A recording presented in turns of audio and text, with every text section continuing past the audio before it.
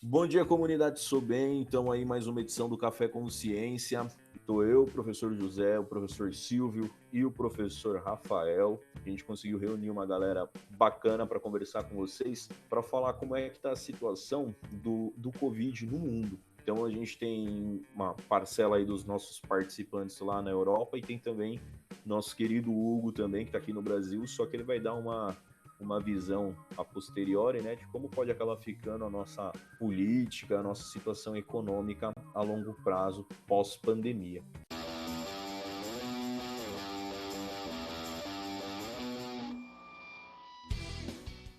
Para a gente começar, eu queria pedir que vocês se apresentassem para a nossa comunidade que está assistindo a gente e falassem qual a relação que vocês têm com a escola. Meu nome é Galahad, quem me conhece da escola conhece, quem não conhece dificilmente vai esquecer esse nome. Minha relação com a escola é um pouquinho afastada, sendo que meu pai é esse senhor chamado Silvio, minha mãe é Elizabeth, que leciona artes, meu irmão já estudou lá, meu outro irmão creio que estuda agora, e eu estudei até 2009. Então eu sou da turma de formados de 2009, junto com esse outro senhor chamado Rafael, que vai dizer algumas palavras pra gente depois. Eu moro hoje em Portugal, moro em Lisboa. Em Portugal vão fazer 3 anos. E em Lisboa vão fazer agora 5 meses que a gente está aqui. E tem sido bem.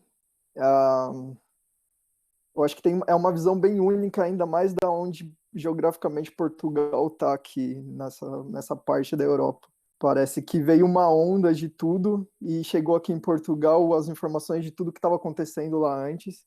E eu creio que Portugal conseguiu, de algumas formas, se precaver com um certo tempo de tudo isso que tem acontecido. Olá, pessoal. Bom dia. Meu nome é Hugo Albuquerque. Eu estudei na SOBEM de 94 até 2005. Quer dizer, estudei a minha vida toda. E depois eu vim aqui para São Paulo, fiz PUC, estudei Direito, fiz mestrado em Direito Constitucional na PUC também. Eu sou advogado e tenho uma editora, milito também, tenho um Instituto de Direitos Humanos, junto com mais alguns colegas do direito, mas não só, o IUD. E também toco minhas coisas como advogado profissional e também sou editor, né? Tem advogados que são coisas mais desabonadoras à noite. Eu costumo ser editor. Tem até os nossos livrinhos aqui. E a gente edita muita coisa legal, assim, no editor independente, com mais dois colegas que fizeram PUC, também fizeram sociais lá, o Cauê e a Manu. E a gente vai tocando a vida, né? Junto no escritório, com o Carlos, com a Marcela, e no instituto já com mais gente, onde a gente inclui uma galera de variados campos. Então, para exercer algum tipo de militância, de ativismo no momento atual. Então tenho um carinho muito grande pela escola, né? Me criei lá, estou um pouco ausente, porque também tenho uma agenda maluca, mas eu fico muito contente de ter sido convidado e por estar podendo participar aqui. Bem, meu nome é Rafael Nunes, nem todo mundo conhece desse jeito meu nome, não vou falar meu apelido. Estudei na Soubem desde a quarta série até o terceiro ano. Depois disso eu vim para a Irlanda, aprendi inglês. Me apaixonei, não pelo país, por uma holandesa. Estou morando aqui há uns 3 anos já, nesse país gelado, maravilhoso. É isso, sou eu, Rafael Nunes. Faço parte da turma, uma das turmas mais inesquecíveis da Soubem, só para deixar claro. Não por causa de bons motivos, mas deixa isso para mais tarde. Eu sou Felipe, né? A minha ligação com a Soubem é pelo meu irmão, professor Rafael, e pelo Silvio também. Eu fui professor durante 5 anos no estado, né? Trabalhei com os dois no Otto. E eu tô aqui na Itália fazem 5 meses. Vim aqui para fazer o reconhecimento da minha cidadania, minha dupla cidadania. Então, eu sou o professor Rafael. Já faz 6 anos que eu trabalho na Soubem, uma escola que muito interessante, com as pessoas muito. É uma comunidade especial, assim, um lugar que eu acabei gostando demais de trabalhar, gosto demais das pessoas, gosto dos alunos. É um lugar que realmente me cativou e eu quero poder contribuir com o que for necessário aí para essa galera e para essa turma. Então, professor Rafael, lá de História, período da manhã, principalmente a galera me conhece. Silvião, quer fazer alguma consideração para a gente? Fique à vontade. Na verdade, só quero mesmo agradecer a presença de cada um, né, que pôde disponibilizar um tempinho para a gente conversar de assuntos pertinentes e interessantes para esse momento que estamos vivendo, tá? Sei que cada um tem uma perspectiva bem crítica da situação que vivemos, e certamente vamos ter aqui uma experiência muito valiosa e poder depois partilhar, né, multiplicar essa nossa conversa com a nossa comunidade, talvez a nossa missão mais interessante, né? Porque depois de tudo que falarmos aqui, depois nós vamos estar partilhando para a nossa comunidade, então certamente muitas informações e boas informações, né, tiraremos desse encontro. Gente, como todo mundo sabe, a gente está no meio da pandemia do Covid-19, né, que pegou aí o mundo de sobressalio, sem ninguém estar preparado para essa situação, e nos encontramos no exato momento em quarentena, a grande maioria, creio que todos que estão aqui na sala com a gente estão em quarentena. Queria convidar que o Felipe, que está lá na Itália, pudesse falar para a gente como que está a situação lá, né, porque a notícia que chega aqui no Brasil é realmente de um caos gigantesco.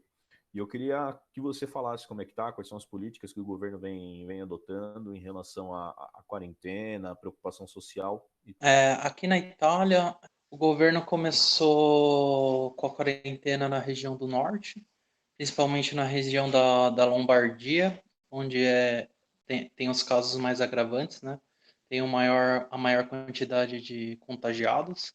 O governo declarou essa quarentena, se eu não me engano, foi no dia 9, e daí 2 dias depois ele declarou a quarentena para a Itália inteira, que seria, ele declarou como zona vermelha, né? Que tudo devia estar fechado, as pessoas poderiam sair só para fazer, para suprir as necessidades básicas, que seriam, no caso, ir no mercado, ir na farmácia e em hospital, caso houvesse necessidade. Então já fazem 3 semanas que a gente está nessa quarentena. A primeira medida que o governo tomou antes da quarentena foi fechar as escolas e as universidades, só que daí viram que isso não impediu que as pessoas continuassem andando nas ruas, né? As pessoas não estavam na escola, mas os parques estavam cheios, as pessoas ainda estavam tendo muito contato social e isso agravou um pouco a situação. Algumas medidas foram sendo tomadas durante a quarentena, porque no começo algumas pessoas estavam saindo da quarentena, não estavam, apesar da gravidade aqui na Itália ser muito grande, tinha muita gente que não estava respeitando, né? Então o governo já anunciou algumas medidas mais drásticas, de estar podendo multar as pessoas na rua, às vezes até prender, né, em casos mais sérios. Depois disso, a gente está vendo que tem pouquíssimas pessoas nas ruas mesmo. Os lugares onde você vê um pouquinho de tumulto são nos mercados, né? Que eles estão trabalhando normalmente, mas eu acho que é o que está mais... dos serviços é o que está mais sendo utilizado, fora os hospitais, né? Que já estão numa situação bem drástica. Outra coisa que é adotada aqui também é a autocertificação, né? Porque você não pode apenas declarar que você está precisando de uma coisa básica, como ir no mercado. Você tem que comprovar isso. Então, você tem que fazer uma autocertificação online para poder comprovar que você está saindo e eles fizerem um controle que você está saindo de casa. Então, é praticamente isso. Nessas medidas adotadas, a gente está vendo, eles estimavam o pico agora para o começo de abril, né? A gente viu que os casos foram subindo bastante, mas depois dessas 3 semanas, a gente já viu que nos pronto-socorros, hoje mesmo a gente teve algumas informações que já diminuíram o número de procuras pelo pronto-socorro, né? Então está mostrando que, de fato, essa quarentena está sendo bastante eficiente. E eu acho que a Itália também está muito em evidência, porque eles estão sendo muito transparentes aqui com as informações, que é uma coisa que assusta a gente quando vê as informações no Brasil, né? Porque a minha mulher, ela é médica, então ela tem acesso um pouco a algumas informações que não estão sendo divulgadas, né? Até para usar isso para que as pessoas levem a sério, né? Porque a gente sabe, com o governo que a gente está tendo, com a mídia isolando alguns casos, a gente não está tendo as informações exatas no Brasil, né? Então, eu acho que é isso mesmo. A preocupação da gente aqui, a gente tem considerado o quarto melhor sistema de saúde do mundo e os hospitais não estão dando conta, já está muito difícil, né? Então, acho que fica essa reflexão se o sistema de saúde do Brasil comporta, né? Falando dessa necessidade das pessoas estarem em casa, né? E isso é uma coisa que chama atenção, né? Porque, por exemplo, o Boris Johnson acreditava muito no potencial do sistema de saúde dele, e quando ele recebeu as pesquisas do Instituto, ele decidiu decretar quarentena porque ele viu que mesmo o sistema de saúde que ele tanto acreditava não daria conta da situação. Fê, a gente percebe uma histeria muito coletiva para a galera ir para o mercado com medo de acabar a alimentação, itens básicos de sobrevivência. Chegou a acontecer isso na Itália? Chegou a ter falta de produto por falta de entrega? Ou se ocorreu essa falta foi porque todo mundo saiu comprando descontroladamente? Chegou a ter escassez de produtos por aí? Escassez de fato não teve. O que aconteceu é quando o governo decretou a zona vermelha aqui, as pessoas entraram um pouco em desespero. Em alguns mercados tinha alguns itens que você não encontrava. A gente foi no mercado um dia, quando a gente está na cidade de Bolonha, aqui no norte. Não é a zona de maior contágio, mas é muito próximo, assim. Quando declararam zona vermelha na Lombardia, a gente foi no mercado um dia antes de declararem zona vermelha para a Itália inteira. Então a gente não conseguiu encontrar papel higiênico, não conseguimos encontrar café, então teve essa histeria, mas depois disso foi tudo regularizado, né? O governo, inclusive, se pronunciou e falou que o estoque de alimentos e serviços básicos eles vão garantir. Tanto é que a gente não teve alteração nos preços. Um ou outro item que eu acho que acabou sendo tá mais difícil de transportar, teve uma mudança pequena de preço, mas escassez não teve. Tá tudo bem suprido. Isso é bacana, né, para todo mundo saber, porque a gente vê essa histeria meio que coletiva do pessoal em correr para o mercado, achando que os produtos vão acabar, a galera estocando alimento para longo prazo. E é bom a gente saber que não tem essa necessidade, né? Se a Itália, que é um epicentro grande aí de casos de corona, teve essa manutenção do mercado, creio eu, e torço positivamente para que isso não aconteça no Brasil. Eu queria que o Galahad falasse como é que está a situação em Portugal, quais são as medidas que o governo vem adotando e também essa questão do abastecimento dos comércios, como é que está funcionando. Acho que aqui, como eu disse um pouquinho antes no começo, Portugal sentiu meio essa onda que já acontecia nos países vizinhos, principalmente no país vizinho, no caso, que é a Espanha, que se a gente for ver agora a taxa de crescimento de mortes e de infeccionados tem crescido cada dia mais, e creio que até chegar aos Estados Unidos vai passar ainda esse centro ali na Espanha, como está agora, entre a Espanha. Então, como o Fê falou ali para a gente, como a Itália demorou um pouco de decretar esse estado de emergência, né?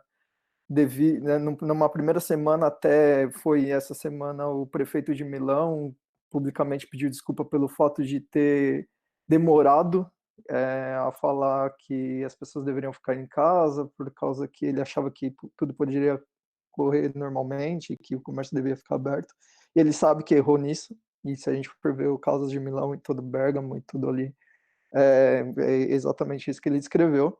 Então, Portugal ficou muito preocupado e eu acho que isso veio principalmente da população. Então, em uma certa forma, eu trabalho num bar aqui que recebe muito turista e na semana que começou a quarentena na Itália e aqui ainda não tínhamos registrados mais que 10 casos, as pessoas já estavam preocupadas. Já via claramente que as pessoas meio que precisavam disso, mesmo que isso não tivesse atingido, precisavam ficar em casa. Portugal, dentro da União Europeia, é o país com mais idosos, então, tipo, é uma média de idade muito alta, e isso preocupa muitas pessoas, também tem muitos vilarejos, muitas vilas, e que provavelmente não vão ter a capacidade de atender todo mundo de uma forma como deve ser atendida se isso chegasse. Então, foi tudo muito... essas decisões foram tomadas de uma forma cedo, eu creio. Essa semana a gente tem um número grande de casos ainda aparecendo, mas é principalmente pelos testes, os exames têm saído, os resultados, então eu acho que é normal ainda nessas 2 próximas semanas ter um aumento de tudo. E a gente vai conseguir ver esses efeitos da quarentena daqui uns 15 dias, e é quando o governo declara que vão ter mais ou menos uma noção de quão efetivo ou não foi isso. Então, e o povo português por si já é muito preocupado. E a gente sentiu isso, então o mesmo caso de papel higiênico que o Fê descreveu, e como eu já vi outras pessoas no Brasil falando, só o brasileiro quer combater um vírus comprando papel higiênico. Sintam-se todo mundo tranquilo que não é algo só do brasileiro, então a gente pode falar, então, todo mundo, toda a humanidade decidiu comprar papel higiênico, porque eu tenho alguns amigos que moram no Japão, ficaram com medo que o papel higiênico acabasse no Japão, e eu não sabia nem que no Japão eles usavam papel higiênico mais.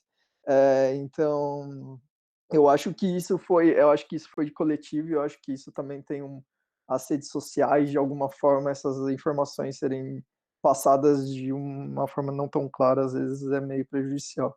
Mas não tivemos nenhum problema de abastecimento. Nos primeiros dias, se tinha algum problema de ir no mercado e talvez não ter aquele produto, mas às vezes era por horário mesmo.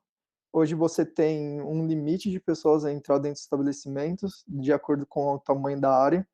Então, os mercados aqui próximos podem ter no máximo 10 clientes por vez, então fica um policial na porta, e o policial, inclusive, dá bronca nos senhores que saem à tarde, e basicamente são pessoas idosas que saem, e eles dão bronca neles, falam se devia estar em casa, se devia estar de quarentena. Então, eu acho que as pessoas entenderam, de uma certa forma, bem. Em questão, eu acho que hoje o governo português tem se mobilizado de dar garantia aos empregadores. Ontem ou anteontem foi feita uma medida muito boa, que foi de legalizar todos os imigrantes que estão aqui com um processo em andamento e que não tem a residência em si ainda. Essas pessoas tiveram a situação regularizada momentaneamente para ter acesso ao sistema de saúde, que aqui não é gratuito, mas é muito barato. Então, essas pessoas vão ter acesso ao número de utente, né, que seria o cadastro do SUS referente aí. Enfim, eu acho que isso é um mínimo de humanidade que o governo pode ter dado, e trata isso com seriedade. Sabe muito bem que aqui vai ter uma crise econômica, como eu acho que quase todo lugar vai sentir, o mundo todo. Luta para não ter uma crise sanitária, que nem tem acontecido na Espanha e na Itália. E com certeza não tem essa crise política que o Brasil tem passado. Mas é mais ou menos um cenário que a gente tem agora. E realmente, você tocou no assunto que é bem importante de ser falado, que é a questão da crise política, né? Porque a gente vê aqui no Brasil os governadores dizendo que foram abandonados pelo governo federal, o governo federal falando que está trabalhando muito, o governo federal falando que ele adotou medidas que, na verdade, foram as casas legislativas que tomaram. Então, a gente entra numa situação de discussão muito grande, né? Gala, brigadão. E só para fechar essa visão europeia da situação, o Rafa Nunes podia falar para a gente como é que está a situação lá pelas terras geladas onde ele se encontra. Bem, estou aqui em Dublin, na Irlanda, na capital, né, do país. Pode-se dizer que a cidade virou uma cidade fantasma, não tem ninguém realmente no centro da cidade. E acho que aqui o governo tomou as medidas no momento certo, foi rápido, porque quando começou a surgir os primeiros sintomas, as primeiras pessoas começaram a aparecer com sintomas, quase quando apareceu 3, 4 pessoas com sintomas, eles já começaram a anunciar as medidas para a galera ficar em casa. A primeira de todas foi fechar as escolas, que nem na Itália, e a galera, do mesmo jeito, foi para a rua, para os parques. Então, mas eles também, quando eles anunciaram da escola, o fechamento das escolas, universidade, a primeira coisa que o pessoal fez foi realmente ir para o mercado e pegar os essenciais. O papel higiênico, arroz, macarrão, essas foram as 3 coisas que acabaram. Em todos os mercados do país. Acabou em um dia. Desapareceu. Ninguém entendeu. Então, por que esse desespero? Depois reabasteceram, isso não é mais um problema, foi só num dia só que teve esse problema, que o pessoal ficou na histeria. O governo anunciou depois mais 3 vezes diferentes métodos do como o pessoal deveria se comportar. E agora, nessa sexta-feira, eles fecharam completamente o país. Agora todo mundo tem que ficar em casa mesmo, por isso que está fantasma a cidade. Você vê os mercados, são os únicos lugares que estão abertos, onde que agora todos os mercados têm adesivos no chão, onde que marca 2 metros de distância, que nem em Portugal você só pode entrar em 10 pessoas no mercado. Os idosos, eles têm um horário preferencial para eles de manhã. Claro que eles não, em sua maioria, eles não estão saindo. A galera aqui, os jovens, estão se disponibilizando para fazer compras para os idosos. Eles pegam uma lista, vão ao mercado fazer a compra, mas para os que vão para o mercado, eles têm um direito de ir lá pela manhã, das 9 às 10 é só para os idosos, ir ao mercado. O que mais? Aqui o ônibus, poucos ônibus estão funcionando, mas eles também colocaram adesivos nos bancos, onde pessoas podem sentar ou não, então para ficar a distância entre uma pessoa e outra também no ônibus. E o governo, acho que está ajudando bem a galera, e como tem bastante imigrante aqui, eles também regularizaram a galera pelos próximos 3 meses, para o pessoal não ficar preocupado e ter direito ao que eles estão fornecendo agora. Eles vão estar ajudando com um salário, né, mais do que a metade do que salário, quase uns 90% dos salários vão estar pagando para a galera, mesmo que quem perdeu o emprego, quem já estava desempregado, eles vão estar ajudando, o governo vai estar ajudando, e é bem generoso o salário que eles vão pagar. A minha namorada, Maud, que está trabalhando, que está até revoltada, ela trabalha cuidando de idosos, trabalha com grupo de risco, ela está tomando todas as precauções necessárias, porque ela precisa cuidar do cliente dela, cuidar dela mesma, cuidar de mim, que ela vem lá de fora, ela pode trazer problemas para casa.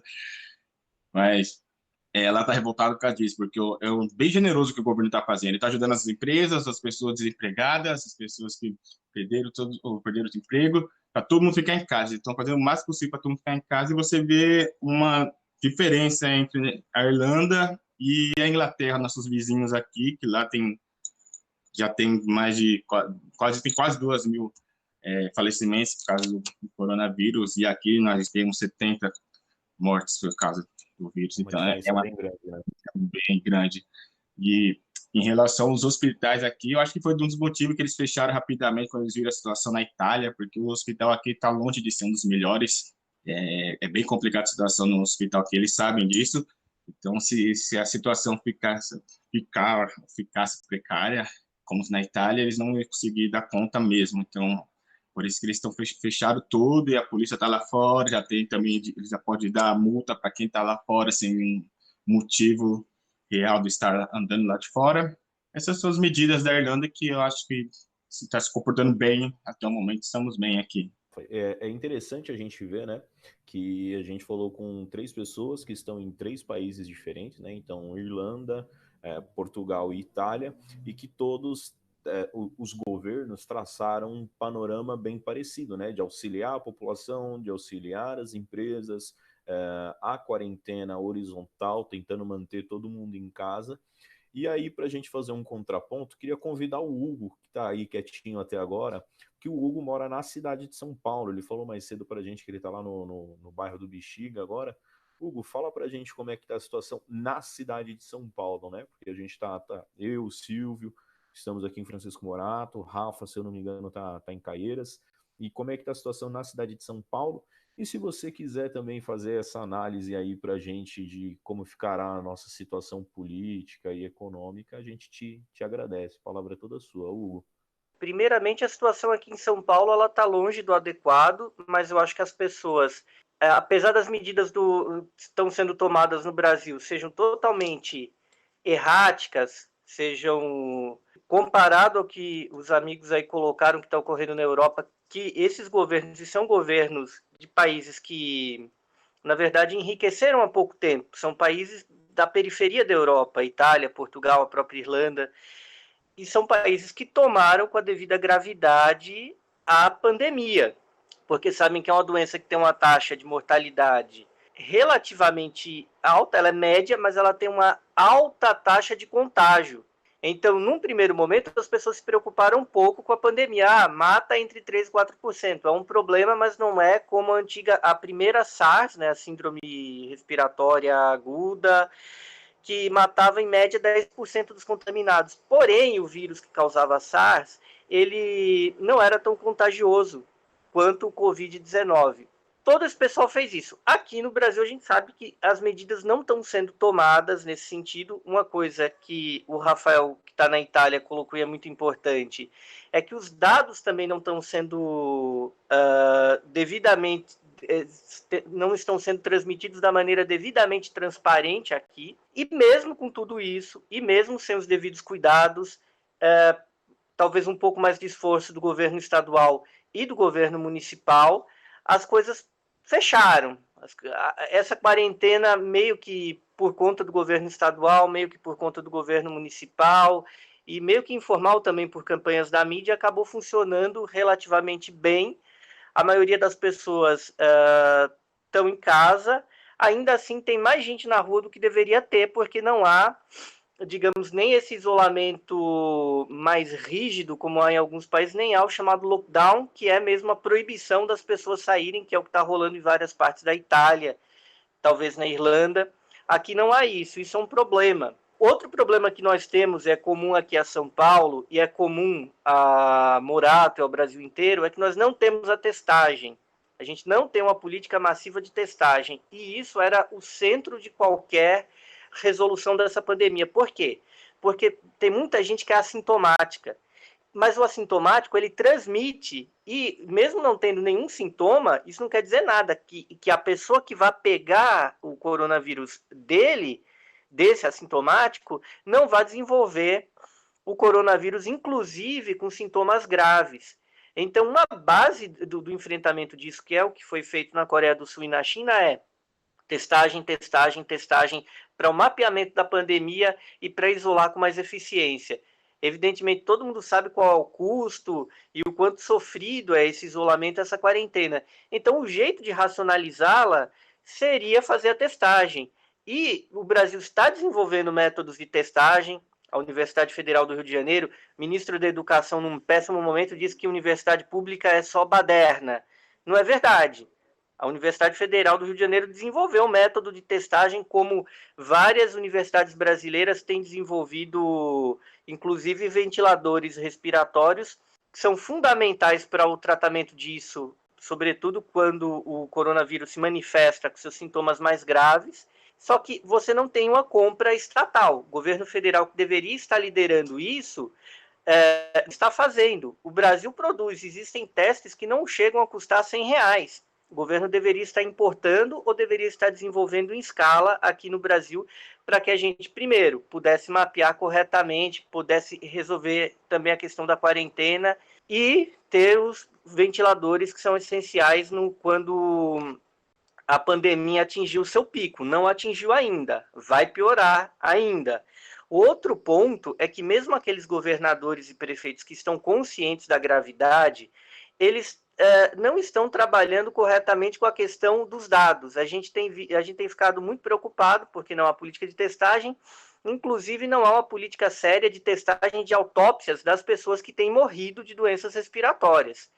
Então, você tem, em média, eu vi uma reportagem hoje de manhã, 30 enterros de pessoas que morreram suspeitas de coronavírus, mas não há essa declaração, o que é de uma gravidade enorme, mas ao mesmo tempo a pessoa é enterrada com todos os cuidados, não há velório, caixão lacrado, mas não tem a declaração que ela morreu de coronavírus. Esse tipo de coisa, mesmo governadores como o nosso, que tem tomado uma postura correta em relação ao isolamento por toda a experiência internacional e por tudo aquilo que a ciência diz, eles ao mesmo tempo não estão querendo se aprofundar na questão dos dados para a gente saber qual é a real dimensão dessa pandemia. E isso seria muito importante, inclusive, para convencer a população do tamanho, da necessidade da quarentena, porque pelos dados que a gente tem, é grave. Mas as pessoas podem imaginar, mas a quarentena talvez não seja tão necessária. Se nós tivéssemos os dados reais do Brasil, a gente veria que essa quarentena ela é realmente necessária, com isolamento horizontal. E talvez até o lockdown, a depender da quantidade de casos em vários lugares. Você tem uma suspeita de que os casos no Brasil, na verdade, são entre 11 e 15 vezes maiores do que o que é declarado oficialmente. Esse dado de 15 vezes é inclusive do presidente do Hospital Albert Einstein, que foi precursor do enfrentamento à pandemia, até porque as pessoas que trouxeram o vírus são pessoas de alta renda, que viajavam para o exterior, e algumas delas com acesso ao Einstein, que é um hospital que, na verdade, tem acesso à elite brasileira e à classe média alta, bem alta. A gente se assusta com os dados italianos, a gente se assusta muito com os dados americanos, com os dados chineses, mas, por incrível que pareça, a China, que é acusada de ser um regime autoritário, ela tem uma transparência maior em relação aos dados do que o Brasil. E os Estados Unidos, assim, tem uma transparência bem alta em relação aos dados e assusta muito o tamanho da pandemia lá, sobretudo no estado de Nova York, que tem uma taxa de contaminação, de contágio semelhante àquela que a gente tem visto na Lombardia, ou em Wuhan, na China, talvez até pior. Sobre os impactos econômicos, é bom saber que a economia já não estava indo bem antes. O coronavírus, ao mesmo tempo, acaba sendo uma justificativa para problemas econômicos que o Brasil tinha e ele potencializou e acelerou determinadas coisas. Embora eu seja advogado e não economista, eu edito alguns livros de economia também, sempre fui um curioso da área, eu posso afirmar com muita razão de que, por exemplo, a alta da Bolsa nos últimos anos, ela não guardou razão com o crescimento econômico. A gente tinha uma alta da Bolsa sem um crescimento econômico, sem um crescimento efetivo das empresas, e aquilo era especulação. Muita gente colocou dinheiro lá e muita gente perdeu, sobretudo pessoas de classe média. A outra coisa é que o real já vinha perdendo valor, porque muita gente tirou investimentos do Brasil ao longo do ano de 2019, e porque o Brasil estava perdendo comércio, por conta de alguns embates que ele acabou entrando. O Brasil sempre foi uma nação simpática no cenário internacional, e ele deixou de ser, e começou a comprar certas brigas que não eram nossas. O resultado prático disso é que o Brasil começou a deixar de ser aquela potência do comércio exterior que ele vinha sendo. Começou a entrar menos dólares aqui e o real começou a perder o valor. Então, as coisas já não estavam indo bem. Agora, com a pandemia, você tem uma prática mundial de governos de direita e governos de esquerda. Veja, Itália é um governo de centro, Portugal é um governo de esquerda, a Irlanda é um governo de centro-direita. Você pega os Estados Unidos, é um governo de direita radical até. Todos eles, do ponto de vista econômico, todos eles, de direita e de esquerda, têm feito aportes para salvar as empresas que não vão poder funcionar, as empresas que têm de funcionar no momento da crise atual, inclusive fornecendo equipamentos de segurança para as pessoas que trabalham nessas áreas. E há toda uma medida de resgate econômico em relação a aluguéis, em relação ao pagamento de salários, porque se você não fizer isso, simplesmente a economia vai quebrar.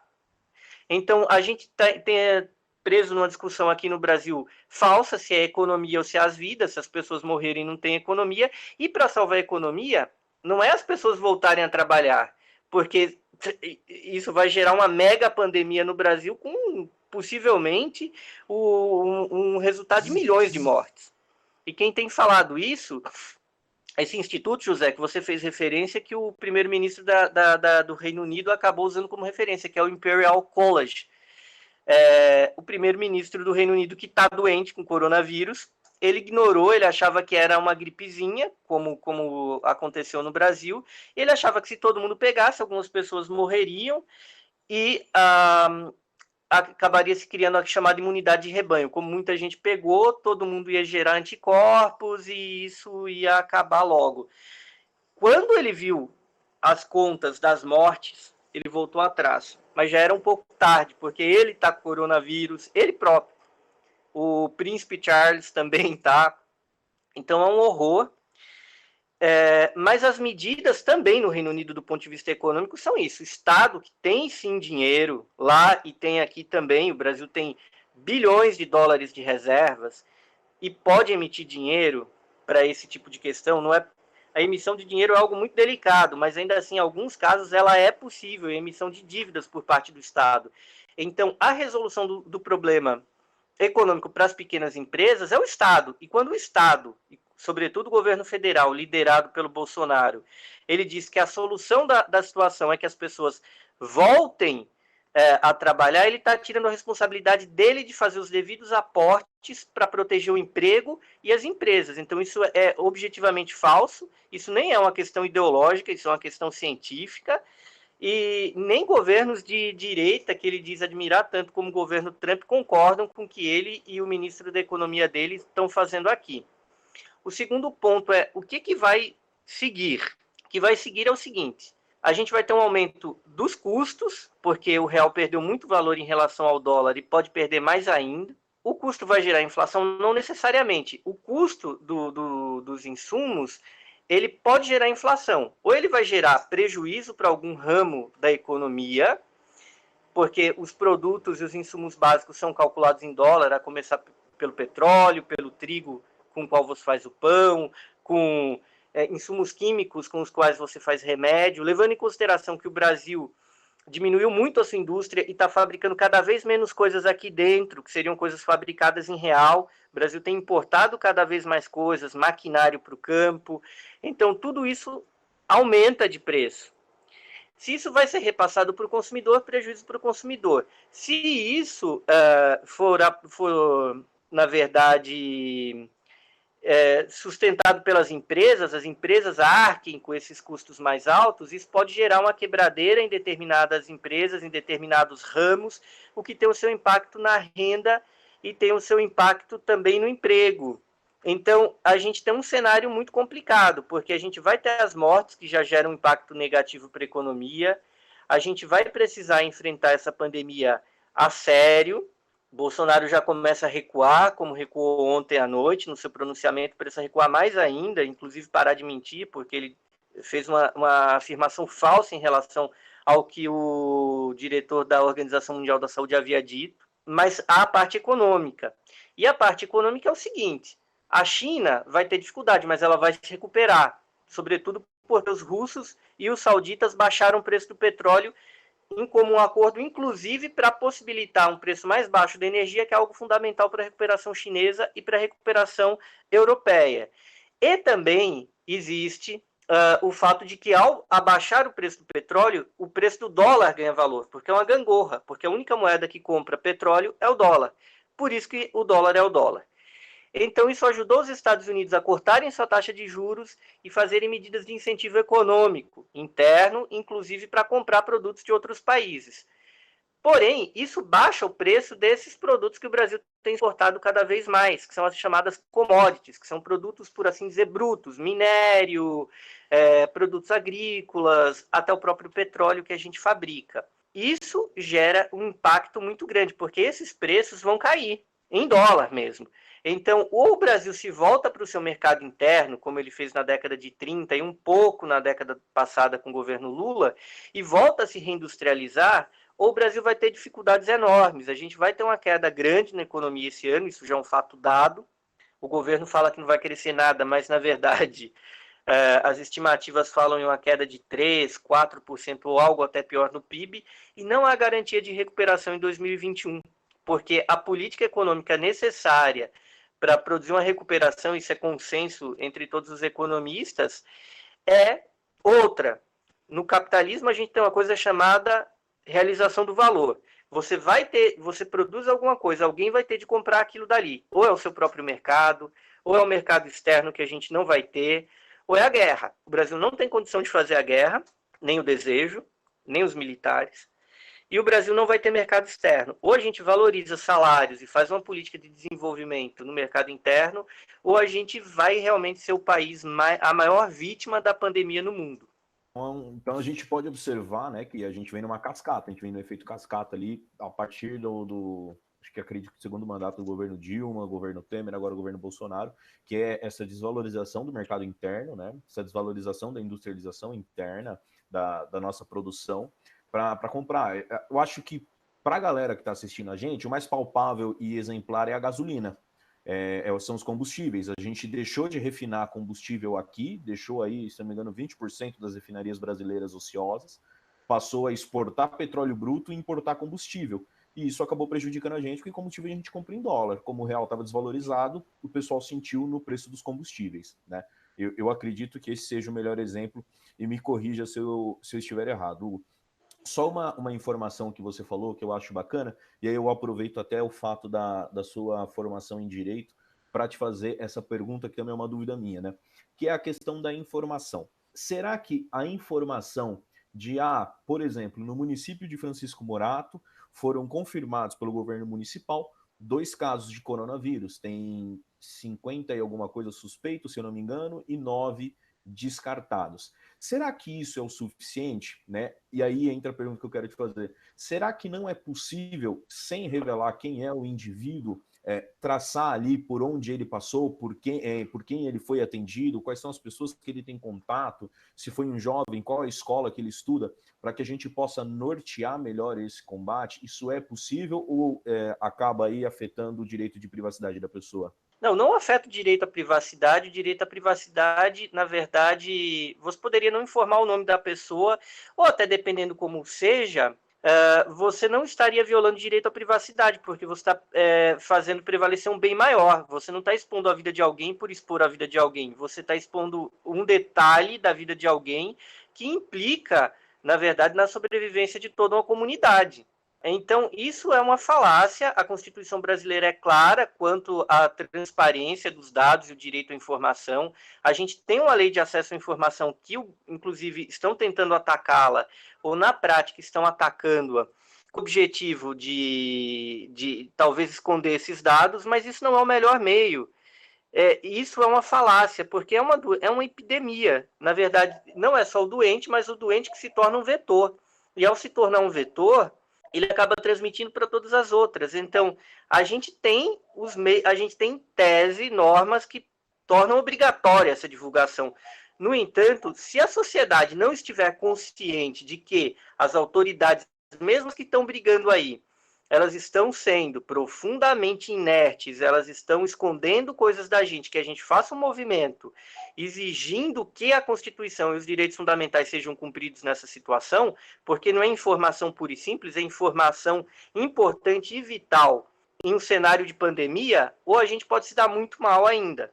Então, eu tenho falado dessa preocupação com os colegas. As pessoas têm tentado fazer algumas coisas, mas é uma briga muito grande. Então, é necessário entender que, para além da revolta geral com o governo federal, a gente tem que tornar essa revolta e essa justa indignação em medidas práticas e fazer campanhas com o objetivo de falar desses dados. A gente tem procurado fazer aqui pelo nosso instituto, a gente está até produzindo um vídeo sobre a necessidade de testagem como política pública, alinhado, inclusive, com algumas opiniões aí, enquanto a classe médica permanece muito cética, porque são as duas pontas da coisa. A falta de testagem adequada e a outra, a falta de dados sobre a real dimensão disso. A gente não vai resolver essa crise escondendo dados. A gente pode entrar pelo cano escondendo dados, na verdade. Mas a gente se mal acostumou com isso e as coisas pioraram um pouco no Brasil, de uns anos para cá. Se isso não for revertido, mas eu só acho que isso vai ser revertido com a grande pressão popular. As coisas só têm andado com uma grande pressão, as coisas não vão ir por bem. Eu acho que a grande ilusão das pessoas é achar que os direitos delas vão ser respeitados sem que elas briguem muito. Não vão, isso não acontece em nenhuma parte do mundo, muito menos no Brasil. Isso é verdade. Inclusive, eu comentava com o Silvio esses dias, né, que se tem uma coisa que o nosso atual governo é bom é em voltar atrás. Pelo menos nisso, né? Quando ele se sente pressionado, em algumas coisas ele volta atrás. Silvio, Rafa, tem alguma pergunta que vocês queiram fazer? Alguma consideração? Algo que ficou aí que vocês queiram perguntar pontualmente ou no geral? Fiquem à vontade. Silvio, alguma observação?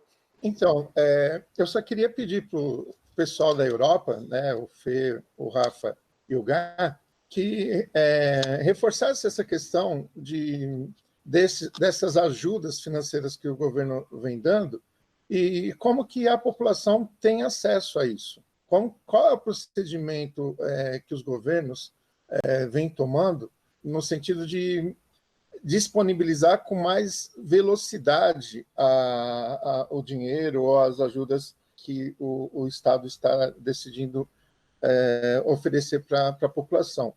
Só para título de comparação, aqui no Brasil acabou de ser aprovado uma bolsa de R$600 nos próximos 3 meses para os informais, né, para quem está na informalidade, mas assim, a estrutura de como cadastrar essas pessoas vai ser absurda, a ponto de estar sendo indicado pelo menos uma demora de uns 15 dias aí para poder esse dinheiro chegar até o bolso dessas pessoas que já estão, alguns em situações de penúria, de desespero.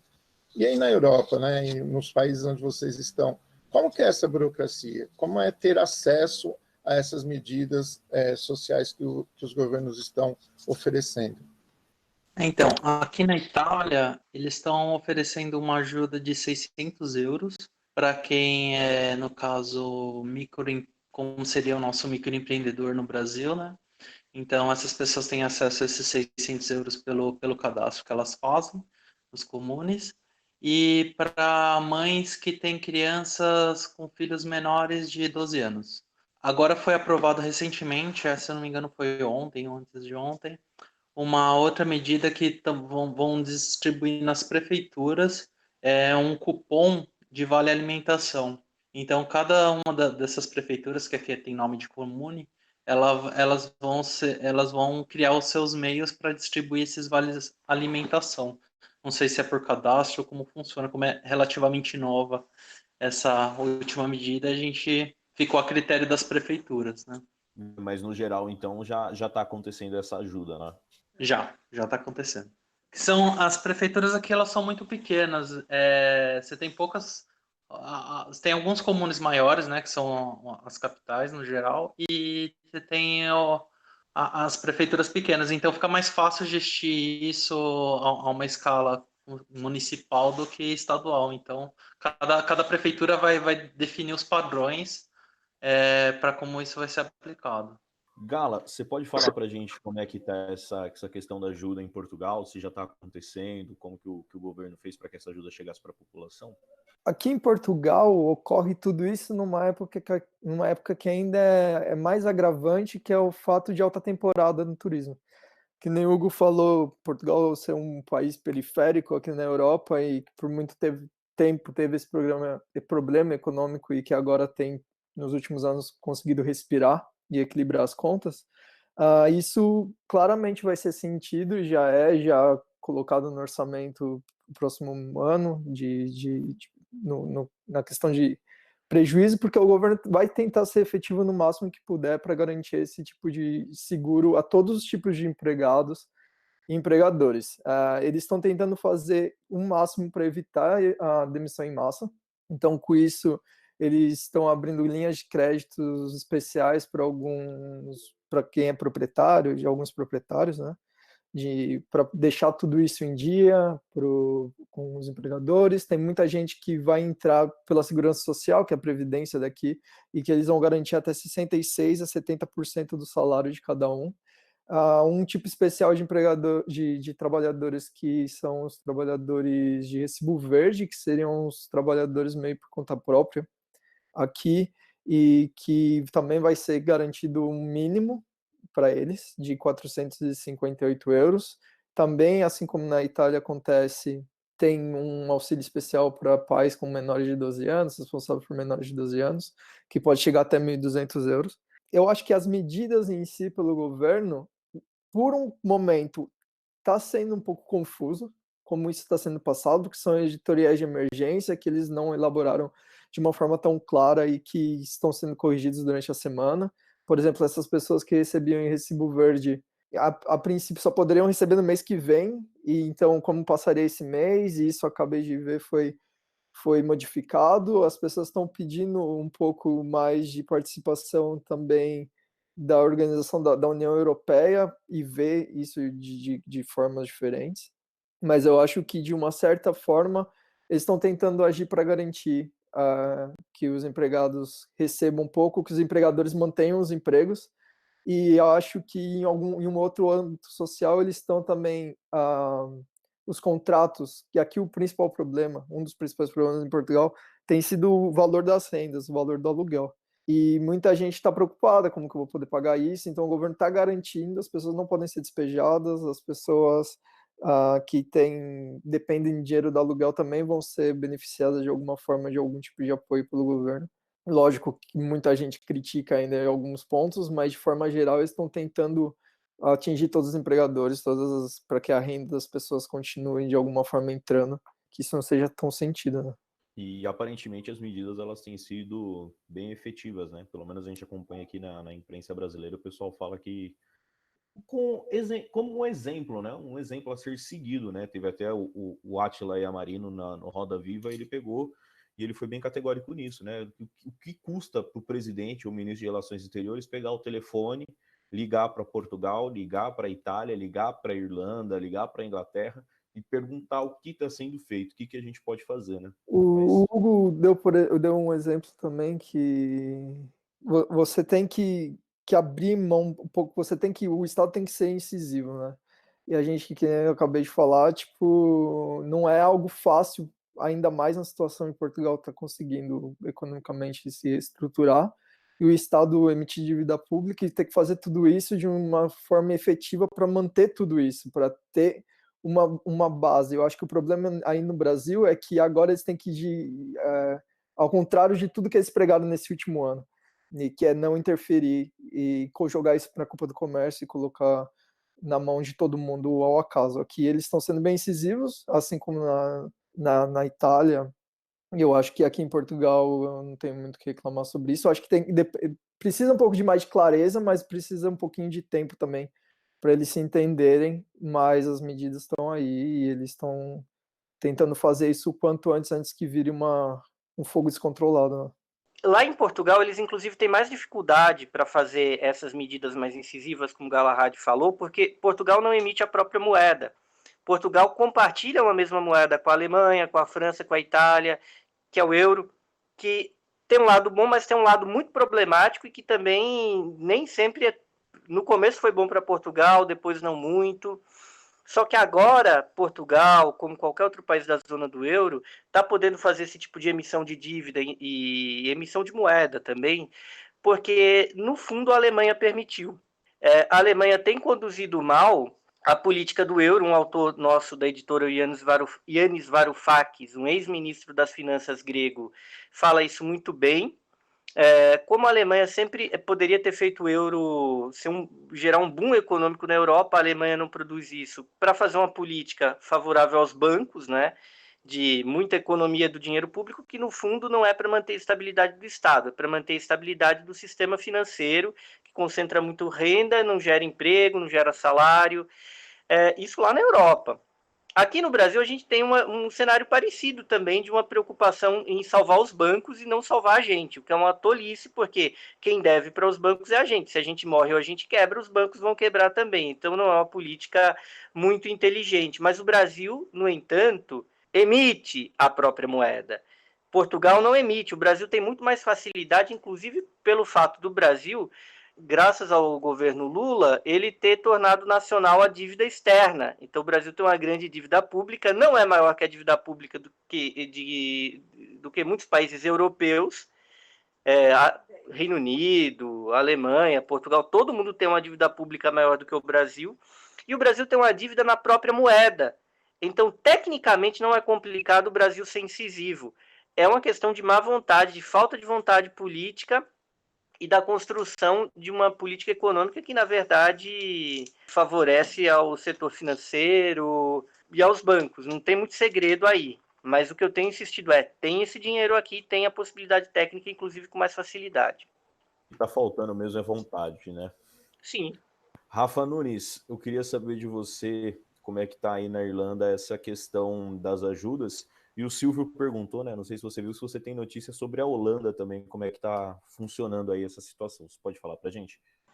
Da Holanda, eu não sei muito como é que está. Eu sei que a situação, no começo, quando eles passavam a informação para minha namorada, eles falaram que o pessoal também não estava levando muito a sério lá. Eles estavam aqui, o pessoal da Inglaterra, pensando, vamos esperar chegar para ver o que acontece. Esse era o risco lá. Eu não sei como é que está a situação no momento, mas falaram que era preocupante o descaso com o problema. Essa é a informação que veio de lá. E aqui, como eu falei anteriormente, eles estão ajudando bem no momento. No começo, no primeiro momento, quando eles anunciaram que deveria fechar todos os locais de trabalho, a galera entrou em desespero, porque como em Portugal e como na maioria das grandes cidades, o aluguel é um grande problema, pagar o aluguel, e aqui é muito, muito, muito caro o aluguel. Então a galera entrou em desespero, começou a rolar vários abaixo-assinado pedindo para o governo cancelar, os landlords, né, que são os proprietários, congelarem as contas para não cobrar esse mês, porque muita gente está perdendo trabalho, não tem condição de pagar. Então, o governo, primeiramente, anunciou que ele ajudaria com 200 euros por semana. A galera ainda achou que não seria suficiente, e no caso não é suficiente aqui na Irlanda, 200 euros por semana. Então, os abastinados continuaram a aumentar o número de gente aplicando os abastinados. A última vez que eu vi, tinha 60 mil aplicantes em um deles. Eu não sei se isso ajudou de alguma forma, não sei se eles mandaram, enviaram, não sei o que aconteceu no final, mas eu sei que depois o governo atualizou e aumentou para 350 ajuda por semana para todas as pessoas que perderam o trabalho, para pessoas que não estavam trabalhando. E as pessoas aqui, todo mundo que trabalha, eles têm, que nem no Brasil, um CPF. E você pode entrar, você tem uma plataforma online onde você pode entrar lá com os seus dados, com esse cartão, com o número dele, você tem acesso às suas taxas, às suas coisas, e a partir disso você também pode agora ter acesso esse benefício do governo. Tá bem celery, né, o processo. O processo ele tá bem celery. Isso é bacana, né? Porque como o Silvio falou, aqui no Brasil, a gente tem situação de pessoas que já estão aí numa situação de fome já, e a gente fica nesse embate político, né? O governo federal fala uma coisa, a Casa Legislativa coloca outra, o governo federal assina, aí vem o ministro da Economia, fala que precisa de emenda constitucional, quando na verdade não precisa, e a gente fica nessa lenga-lenga política, né? Que o Galahad até citou bem, que eles vão ter que agir contrários àquilo que eles vêm pregando. A rivalidade que tem aqui por causa da história do passado entre Inglaterra e Irlanda, quando eles veem os ingleses fazendo algo diferente, eles fazem o contrário. Então, legal, os ingleses não estão ligando para isso, vamos fazer diferente, vamos colocar, vamos levar a sério isso, porque pode ser complicado para nós no futuro. Então, aqui tem sido uma rivalidade que tem ajudado, né? Rivalidade sempre. Então, acho que para a gente finalizar já, eu queria só passar a palavra mais uma vez para o Hugo, em relação a essa questão realmente das ajudas. Então, o governo federal sancionou esse valor de R$600 aí mensal que a Casa Legislativa Brasileira conseguiu impor, né? Porque vale ressaltar que o governo Bolsonaro primeiro propôs R$200 de ajuda. E aí foi os deputados que foram atrás de aumentar isso, e diga-se de passagem, os deputados de oposição de governo, né, foram atrás de aumentar esse valor, e pelo menos na minha concepção, não sei se é a realidade que todos enxergam, o governo federal está colocando percalços para disponibilizar esse valor para as pessoas. Eu queria saber de você, Hugo, se você acha que vai ser suficiente, se vai ser uma medida paliativa, se vai ser benéfica ou se não vai ajudar. Eu queria que você falasse acerca José, quanto é o salário mínimo no Brasil?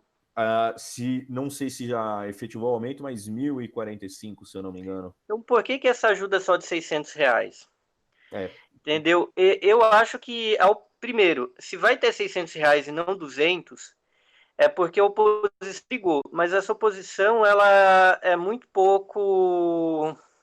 Ela precisava ser mais incisiva porque não vai ser suficiente, as pessoas vão ficar... Eu sinto que tem uma preocupação alta entre a elite de São Paulo, acho que do Brasil inteiro, mas aqui de São Paulo que está mais próxima, e a classe média alta tem medo de saques. Eu acho que é inevitável que as pessoas venham a saquear. Eu acho que R$600 é muito pouco, até porque as pessoas precisam se vestir, precisam comer, precisam tomar remédio. Tudo bem que muita gente ganha menos do que isso, mas basicamente o impacto dessa renda de R$600 vai ser o quê? Primeiro, se eles criarem empecilhos, eles estão sendo pressionados, inclusive pelo STF, o ministro Gilmar Mendes se colocou ontem, que não tem necessidade nenhuma de uma emenda constitucional. Até poderiam derrubar a PEC do teto que o governo Temer aplicou e que agora foi derrubada na prática. porque era um tipo de restrição ao investimento público que não se sustentava na prática, porque um Estado enfrenta desafios. E um desafio é esse que a gente está vivendo atualmente e que obrigou o Estado brasileiro a, na prática, revogar a PEC do teto. Então, primeiro, eles têm de melhorar esse cadastro que eles não têm porque eles nunca tiveram essa preocupação. Segundo, eu acho que vai ficar claro que esse valor não é suficiente. E isso vai acontecer na prática, com saques, com o aumento da violência, com o aumento da atribulação social, enfim, né? Nada de bom, né? Realmente é bem complicado. Silvio, quer falar alguma coisinha, alguma consideração? O professor Rafael também, que ficou em silêncio aí bastante tempo. Se quiser fazer alguma consideração, fiquem à vontade. Então, eu só queria fazer uma pergunta, talvez para o Hugo e também lá para o Felipe, na Itália, porque na Itália eu vi pessoal falar sobre ajuda a pequenos empresários, ajuda às mães com crianças pequenas, até 12 anos, mas e com o recém-imigrante, né, aquela pessoa que acabou de chegar no país, né, o que está sendo feito para esse tipo de pessoas? E o Brasil também tem muitos imigrantes ilegais, né? Como será que a gente consegue talvez pensar uma ajuda, um auxílio para essas pessoas? Porque muita gente não tem cadastro, não tem CPF. Será que vai conseguir receber essa renda? Será que vai conseguir esse auxílio de R$ 600? Então, são essas duas perguntas. Uma para o Felipe, sobre como está lá na Itália, a questão do recém-chegado, e aqui no Brasil, como que nós vamos pensar e fazer com a questão dos imigrantes, né, que chegaram no Brasil há pouco tempo e ainda não tem cadastro, não tem CPF. Será que existe alguma ideia, alguma política para isso? Isso é uma coisa que me assusta muito, porque a gente caminha um pouco ali pelo Brás, pelo Bresser, nós vemos muitas pessoas que realmente ainda não estão legalizadas no Brasil. E será que essas pessoas vão ter esse direito a essa renda aí de R$ 600? É pouco, mas assim, é assustador eles não terem nada, né? Então é algo assim que me deixa um pouco realmente pensativo sobre essas pessoas e essa população. Felipe, se quiser falar para a gente como é que está essa situação dos imigrantes aí na Itália, fique à vontade. Então, essa relação dos imigrantes tem um problema também com o resto da população. Essas medidas elas estão sendo adotadas de auxílio, mas para algumas camadas, como eu citei aqui, né? A gente tem essa medida para as mães, tem para os que seriam o nosso MEI aí no Brasil, que no caso aqui é a parte da IVA, mas tem uma grande quantidade da população que não está sendo atendida por esses benefícios, né? Os imigrantes aqui a gente está vendo que tá tendo alguns problemas porque as pessoas continuam ilegais. O Brasil não está repatriando as pessoas que estão aqui, né? Não estão mandando as pessoas de volta para o Brasil, então isso está sendo um problema. Então isso está sendo um problema bem grave, porque as pessoas estão com medo de sair na rua, porque podem ser pegas por ser imigrantes, estarem ilegal. Não tem nenhum tipo de auxílio, pelo que a gente viu até agora, só um auxílio à saúde que foi concedido a todas as pessoas, né? Mas isso tá bem complicado. Tirando essas classes que a gente já citou aí, muita gente está sendo desamparada, né? E o momento na Itália é difícil, que nem o Galahad falou, a gente está chegando em época de alta temporada. E é uma época em que o país consegue reter um pouco mais de dinheiro por causa do turismo, né? Então, a gente vê que muita gente que vive desses comércios, tá tudo sendo precarizado, né? Os restaurantes estão fechando. A Itália, boa parte da renda da Itália vem disso, né? Então, é um problema isso. Eu acho que são medidas que vão sendo tomadas daqui para frente, segundo a necessidade e a quantidade de pessoas afetadas, né? Que nem a primeira medida tomada foi a dos microempreendedores. Agora já deram vale alimentação, mas em relação aos imigrantes que estão ilegais aqui, até agora não tem nada. Isso é bem complicado. E uma coisa que você falou que é preocupante é essa questão do Brasil não estar repatriando, né? Porque, por exemplo, o Galahad está ali em Portugal, próximo à Espanha, e a Espanha é um centro também que está complicado, o sistema de saúde já entrou em colapso.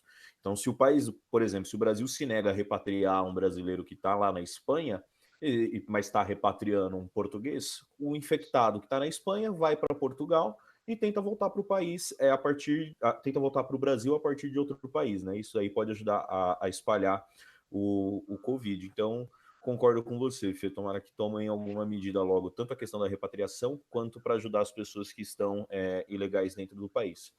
Achei interessante a pergunta do Rafa, né, dessa questão do que o Brasil vai fazer pelos ilegais.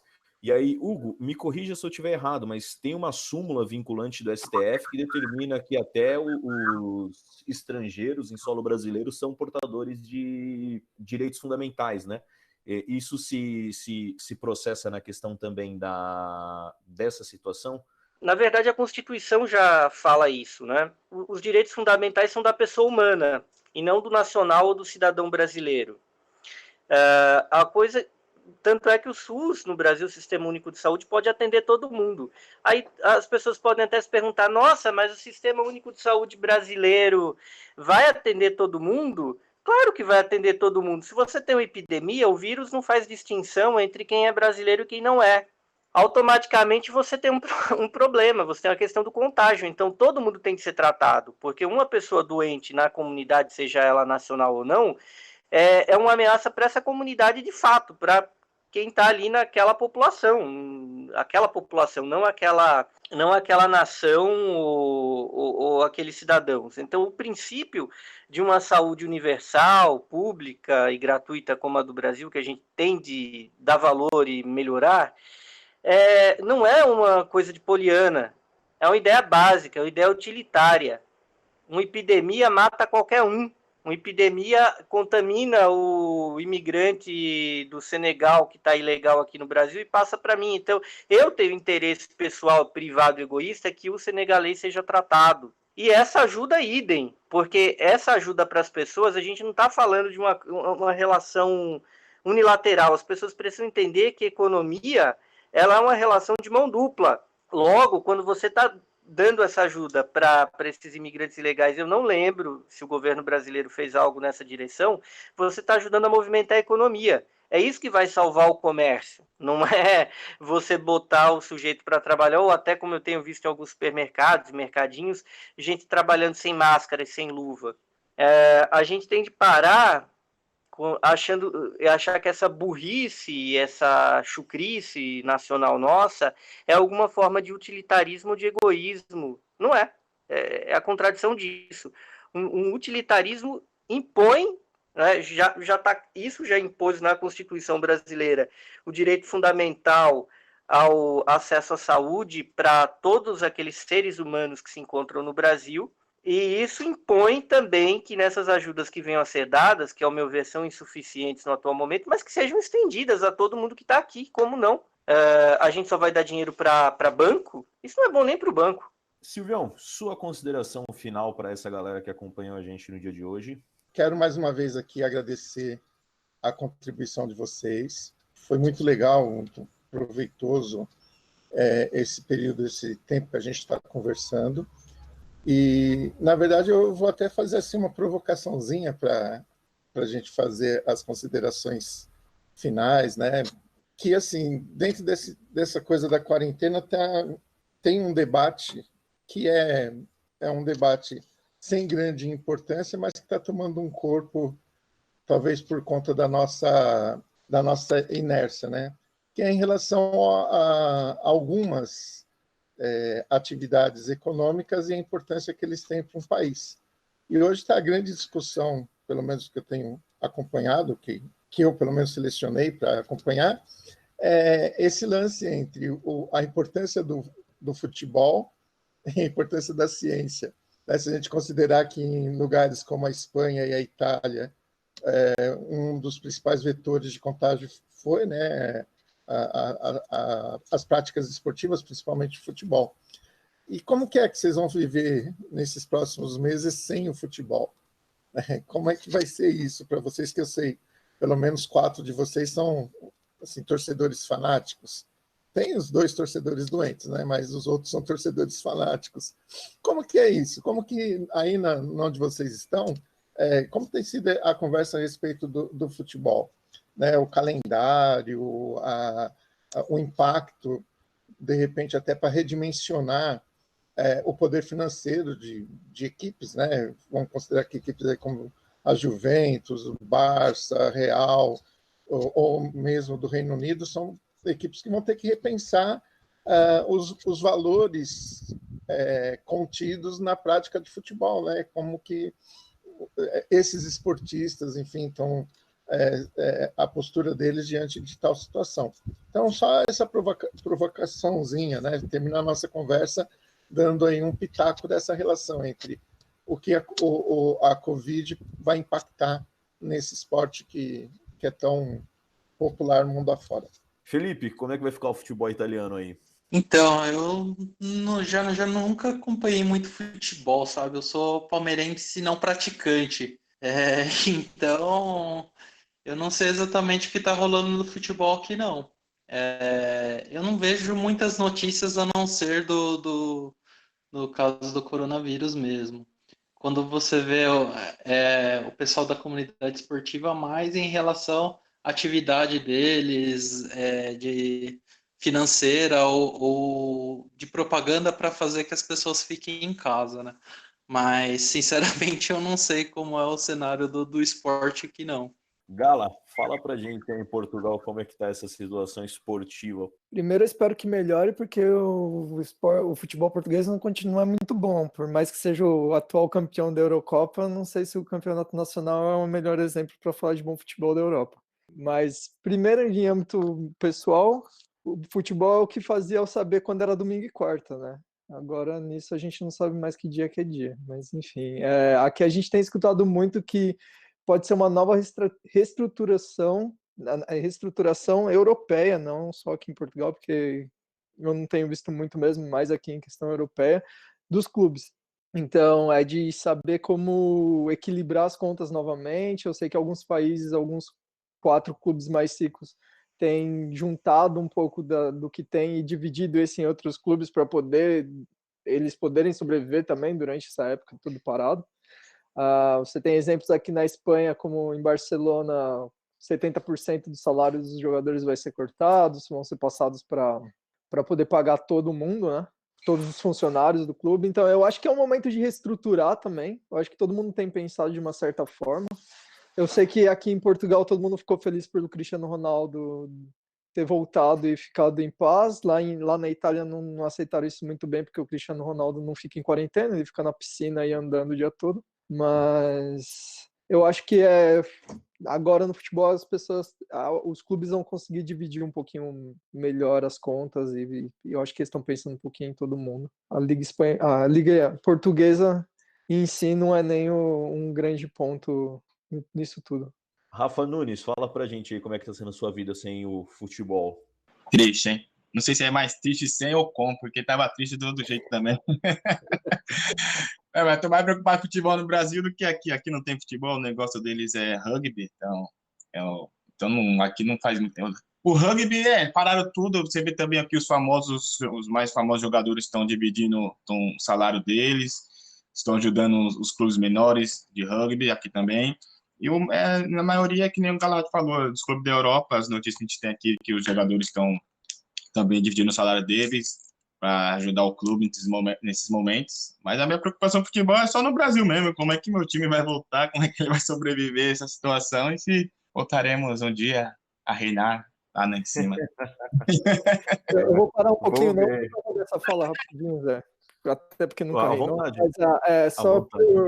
porque aqui na Europa tem um jogo em si que muita gente ficou em dúvida o quão ele foi importante para o vírus, né, espalhar, que foi o jogo entre Atalanta e Valência, que foi realizado em Bérgamo, que é o epicentro, uma das regiões ali da Itália que tem sido mais afetados, e como isso passou, ou como isso, né, tipo, viajou pela Europa. E muitas pessoas hoje dizem que não deveria ter sido realizado aquele jogo, que realmente foi uma bomba de contágio, né, naquele momento. Foi praticamente uma arma biológica, né, esse jogo. Pro Rafa, fala aí pra gente como é que tá sendo a sua vida esportiva nesse momento e o que você espera daí pra frente. Eu não sou assim um fã assim gigantesco de futebol, eu gosto mais das histórias do futebol. de ver a galera comentando sobre os jogos antigos.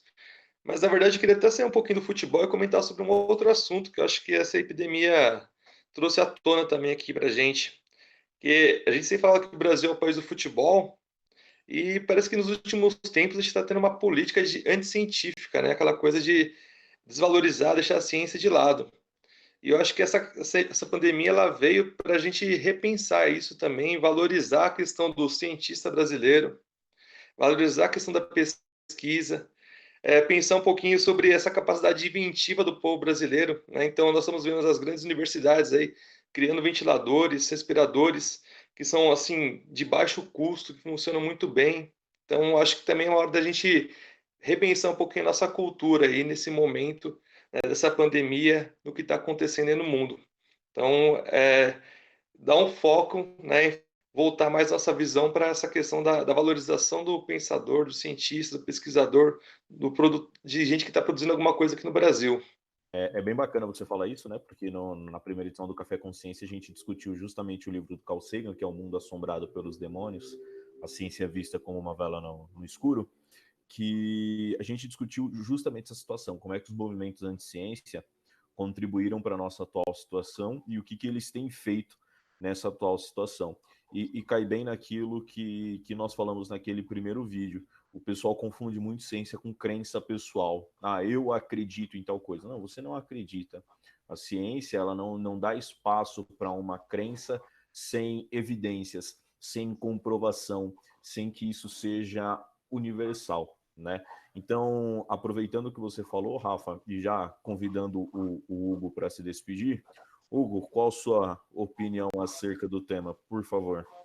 Não, então, falando do futebol e da ciência, bom, do futebol eu tenho visto jogos antigos do Palmeiras, tenho aqui curado minha dicção vendo jogos de 93, 94, que era uma boa época do futebol brasileiro, e do Palmeiras nem se fala, né? E eu acho que um pouco do que a gente vê na Europa mostra também essa diferença entre o que o futebol brasileiro é hoje e o que rola lá. Por exemplo, você vê o Messi defendendo que os funcionários do Barcelona continuem a ganhar o mesmo e que eles, jogadores, ganhem 70% menos. E o elenco todo concordou. E a gente não vê a mesma postura aqui no Brasil. Ou vamos ver o que vai acontecer daqui a pouco, porque o campeonato não retorna tão cedo. Provavelmente, quando retornar, vai retornar sem bilheteria. E nessa brincadeira toda, os funcionários mais pobres dos clubes vão estar expostos, né?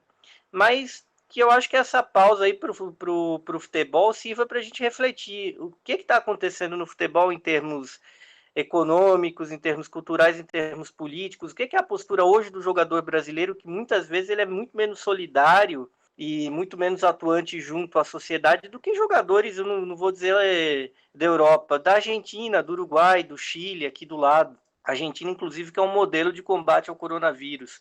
Então, e o que é esse nosso futebol dentro de campo? O que é esse nosso futebol negócio de hoje em dia e como isso tem ajudado a destruir aquilo que um dia foi o futebol brasileiro? Sobre a ciência é isso. Ciência não é opinião. Ciência é experimento, é procedimento, é método, é aquilo que a gente constrói em matéria de consenso, né?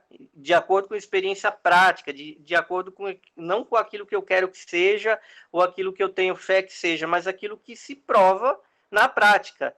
A água evapora? Evapora. Em quais condições? E por aí vai. Então, eu acho que uma coisa que já vem lá da Grécia Antiga, quando a filosofia nasce para combater a opinião, é porque a opinião, é óbvio que a gente quer uma democracia onde todas as pessoas possam, cada qual do seu canto, opinar a respeito de tudo. Mas as pessoas não podem tornar se dizer e comentar a respeito das coisas com toda a liberdade que elas devem ter, com uma cultura do achismo. A gente não pode esquecer que tem pessoas que estudam determinadas áreas e que atuam naquilo dali e que você tem uma ciência, que você tem uma comprovação. A realidade não é aquilo que a nossa opinião, que a nossa vontade pessoal diz que ela seja. A realidade ela é objetiva. A partir daí a gente tem de ouvir os cientistas, a gente tem de ouvir os médicos, e os próprios cientistas precisam ser capazes de trabalhar em conjunto para produzir uma saída que não seja o dizer de um médico, o dizer de um biólogo, mas de todo mundo junto trabalhando e produzindo. Eu acho que a gente vê um pouco isso também no futebol, quando chega a Copa do Mundo, todo mundo vira treinador, mas a gente vê no direito, de uns tempos para cá também, todo mundo opina. E é muito difícil, porque tem muitas coisas delicadas e que tem sua razão de ser, e a população, baseada na sua vontade legítima de que as coisas melhorem e de colocar o seu ponto de vista, atropelam a situação. Eu acredito que a gente tem um bom modelo de democracia para pensar com essa crise toda, que é um modelo de democracia que entenda todo mundo falando, mas cada um sabendo o seu lugar na sociedade, se referindo àquilo que você estudou, aquilo que você tem algum conhecimento e expressando aquilo que você conhece, como é que você conhece, né? Por meio do que você conhece e qual a sua posição de acordo com a sua experiência. A gente não pode ter uma sociedade onde todo mundo dá pitaco em tudo, onde todo mundo é biólogo, treinador de futebol, jurista, e não parou para estudar. A partir daí a gente tem uma corrupção da democracia, uma corrupção da razão e uma ameaça à civilização que, na verdade, permite que coisas como essa pandemia sejam até piores do que elas já são. Então fica essa reflexão. Eu acho que a gente tem que usar essa quarentena, inclusive, para estudar e para tentar entender as coisas que já estavam dando errado no mundo. Porque uma coisa, inclusive, que um coletivo chinês chamado Shuang colocou é que, mesmo o surgimento dessa pandemia na China, por mais que seja um fenômeno biológico, tem relação com essa nossa prática de trabalho, de consumo, uma coisa exaustiva. Então, isso não pode... Essa situação do mundo não é uma situação natural. Inclusive, ela é natural no sentido que ela é fruto da ação natural do homem, que é produzir a arte, a técnica, a civilização. Então, nós temos de refletir em relação a isso, porque a coisa é muito séria. Eu acho que a pandemia foi só um aviso do que pode estar por vir em relação à tragédia climática, econômica e social, e talvez seja o último alerta que a humanidade, como nós a conhecemos, venha a ter. Isso é verdade. Até porque a gente tem, em questões biológicas, vírus mais letais e com maior contágio, né, capacidade de contágio. Um exemplo disso é a gripe aviária, que tem uma possibilidade de contágio muito maior. E você disse que é uma coisa muito interessante, que talvez seja o último alerta do mundo como nós conhecemos. Porque, assim, é uma boa proposta de reflexão que a gente vem vivendo, porque nós estamos vendo as nossas atitudes refletindo imediatamente. Quando a gente fala de aquecimento global, a gente está falando de uma situação que vai se alterar, vai ser palpável daqui 30 anos, daqui 20, 30, 40 anos. E hoje não, a gente está falando de uma situação que se a gente, por exemplo, não deixa as pessoas em quarentena hoje, semana que vem a gente triplica o número de mortes.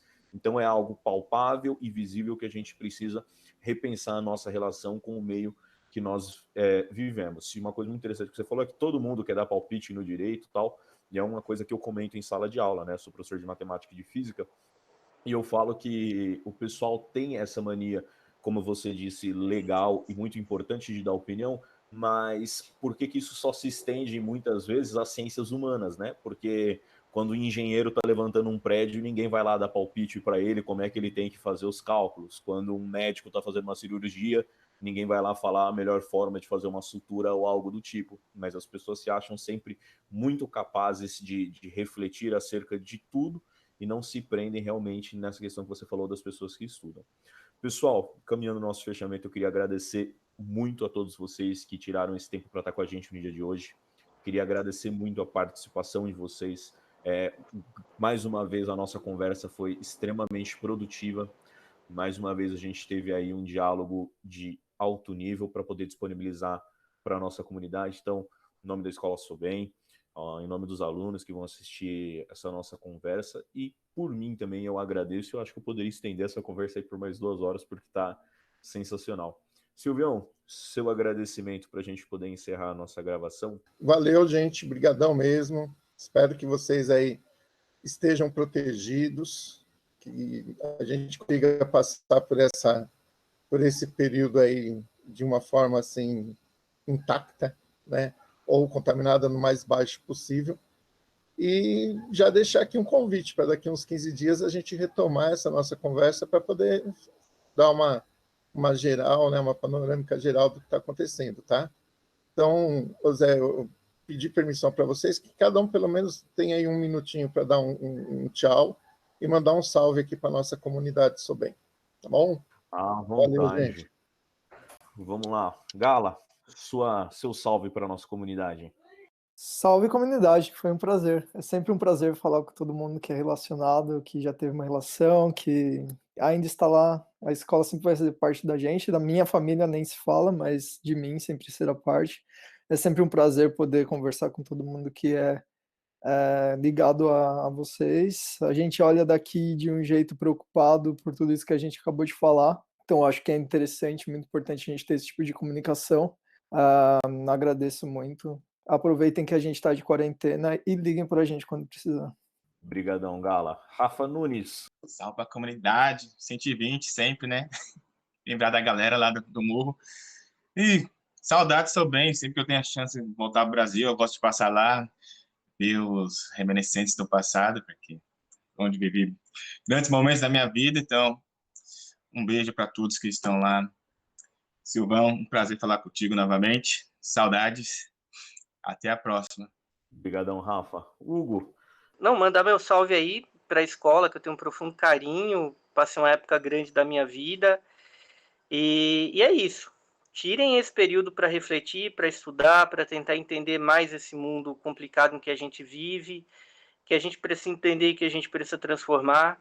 E vamos na luta aí. Fiquei muito honrado com o convite, espero poder ter ajudado um pouquinho. Abração. Felipe, seu salve para a comunidade Sobem também. Salve comunidade. Apesar de eu não fui professor da Sobem, mas eu tenho contato com a comunidade pelos relatos do meu irmão e do Silvio também, né? Que às vezes a gente acaba conversando. A gente já conversou mais, mas ultimamente tem sido um pouco distante, mas eu conheço a comunidade. E para falar para a gente refletir sobre essas coisas que a gente colocou, sobre as nossas prioridades, sobre como a gente enxerga o mundo, né? O pessoal fez essa comparação do futebol, né, da necessidade das pessoas. Eu acho que esse é um momento para a gente refletir, né? Pensando nessa situação em que a gente está dentro de casa, né? O que são as coisas essenciais, né? Quem trabalha para essas questões essenciais, né? Que não é só o médico, é o enfermeiro, é o pessoal que faz a faxina, é o gari, né? Essas pessoas que estão se sacrificando e tem que ser mais valorizadas também, né? Então, para a gente refletir toda essa nossa camada social, né, e ver de fato como essas coisas podem melhorar e como a gente pode valorizar mais essas pessoas. Pro Rafa, seu agradecimento aí, seu salve para a nossa comunidade Sobem. Então, salve para a comunidade. Falar para essa galera que está em casa fazer dessa quarentena um momento produtivo. Não o pior momento da vida, mas um momento produtivo. Estudar, pensar, refletir muito sobre os problemas que o Brasil está passando, que o mundo, e também nas nossas atitudes, né? Como a gente deve parar para mudar um pouco nossas ações, nossas relações com as pessoas e com o mundo que nós vivemos, com o consumo, com a educação, com a ciência e com tudo mais. É isso aí. Pessoal, também deixo para vocês o meu abraço. Não se esqueçam de se inscrever no canal da escola, tá? Tá tendo vídeo novo praticamente todo dia. Todos os professores aí estão empenhados em estar colocando conteúdo para vocês. Esse nosso quadro aqui, o Café Consciência, tem os vídeos mais longos, mas também vídeos sensacionais, em alto nível, trazendo bastante informação para todo mundo. Não se esqueçam de acompanhar tudo que está acontecendo aí nas redes sociais da escola. Meu grande abraço para vocês, obrigado por assistir mais um vídeo e até a próxima, pessoal.